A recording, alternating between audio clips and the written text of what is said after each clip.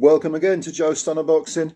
Joe Joyce has activated the rematch clause with ZHILEI ZHANG. Now, considering what happened the first time, we've got to ask ourselves, is this a wise thing? And I think there are two sides to this story because, Joyce is a warrior. He got beaten, he got smashed up. He wants to rectify that, what he would perceive as being a mistake. I think it was pretty conclusive. I think we all do. Zhang clearly dominated that fight from start to finish and didn't just beat Joyce, but beat him up. So reactivating activated the rematch clause. I mean, there are two ways of looking at it. First of all, you could say, well, what's Joyce? Why is he going straight back in with a guy who's just beaten him so conclusively? Kind of like Eubank and Liam Smith. I think he actually doesn't have much of a choice because when you consider his age, is he 37 now? He's about to turn 37. What are his other options? It seems to me that when he signed with Frank Warren, and I think, well, actually, Frank Warren bought his contract out. He says he paid about 100 grand to buy out Joyce's contract with another promoter. But Warren has not prioritised Joe Joyce. For some reason, he's prioritised Daniel Dubois over Joe, even though Joe beat up and stopped Daniel Dubois. And of course, he's got Tyson Fury. So he's down the pecking order, Joe Joyce, and always was. Hence the reason he took the Zhang fight. I know that he held an interim belt and therefore would have had a mandatory position. But I don't think that really suited Warren. Hence the reason Joyce ended up taking the Zhang fight. And a lot of people, myself included, thought Joe would come through that. But he didn't. He got beaten conclusively. So what does he have to do? I think to beat Zhang, it's really the only option for him at his age.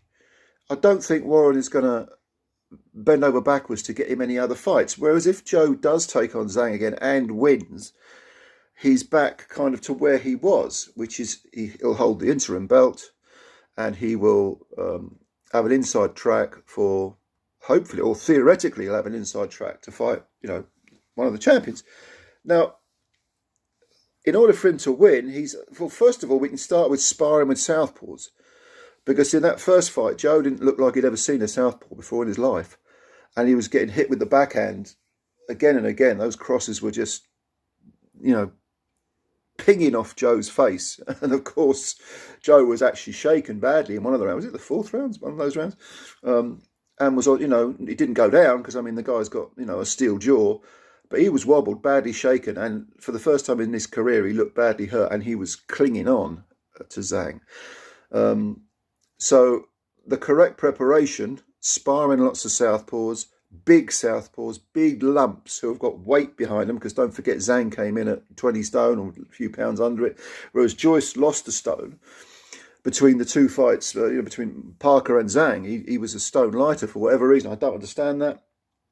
I get the impression that Joe took Zhang lightly, effectively, and thought he would do the juggernaut routine and just walk through Zhang. Zhang aesthetically doesn't look great, but is clearly a very well-schooled fighter, which he should have known when you consider the Filip Hrgović fight. Zhang lost that fight, but it was a close one. Hrgović said he was unwell for that fight. He had other things on his mind.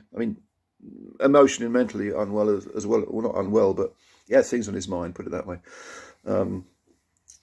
And Zhang almost took advantage, but Hrgović got out of jail. But Zhang showed a lot in that fight, and Joe and his team didn't seem to want to sort of recognise that. They thought, okay, we'll take this guy on. He's a southpaw. He's a big guy. He's a former Olympian, and but we can take him. We can take him. Well, no, it was a classic example of don't look beyond what's immediately in front of you. Don't look at the dessert before you finish the dinner. Do you know what I mean?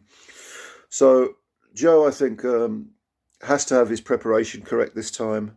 Lots of southpaw sparring, lots of sparring against bigger, much bigger men who are going to be able to put the weight on Joe. I'm not saying Joe can ever reinvent his style. He can't. But he can at least fight with a modicum of intelligence, which he didn't do in that first fight. And again, as I mentioned, the weight. I don't know why Joe came in so light. People have said in the past, well, he's too heavy. But, you know, with some fighters, and Zhang is a good example, coming in heavy is not a bad thing. I always remember when Muhammad Ali fought Larry Holmes, and of course, Ali was shot by that point. But he came in looking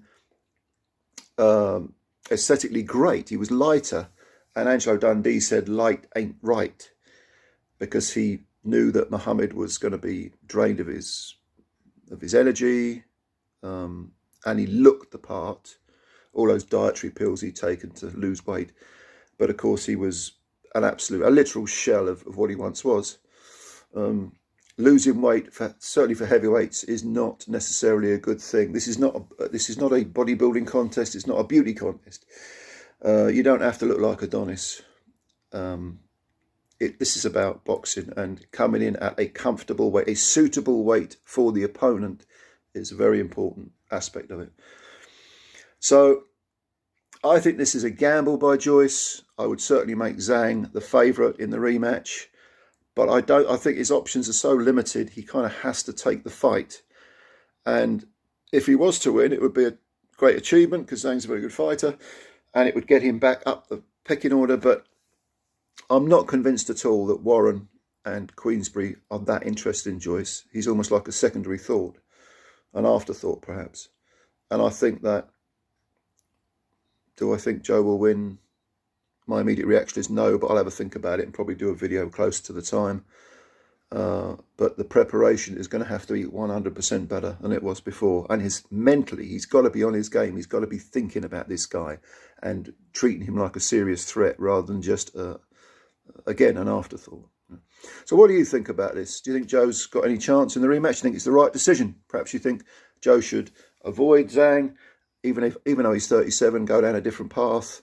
Leave your comments below as always, and thanks for your time. And of course, subscribe to the channel if you're new, and hit the like button. That helps us out a great deal. We want to build the channel up. Cheers. Speak to you soon. Bye for now.